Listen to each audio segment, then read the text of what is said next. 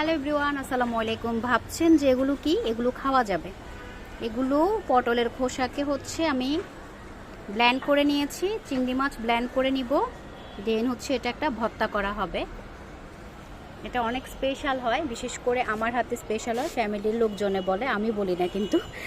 তারপরে রান্নাটা শেষ হলে তখন আপনাদের সাথে সময় পেলে শেয়ার করব। এখন মাত্র এটা পেস্ট করা হলো, এটা মাত্র পেস্ট করার। এগুলো মাঝে মাঝে করি আর কি, ভিডিও নেওয়ার জন্য। সবসময় তো এগুলো খেতেও ভালো লাগবে না, করতেও সময়ের ব্যাপার আছে, সময়ও পাই না।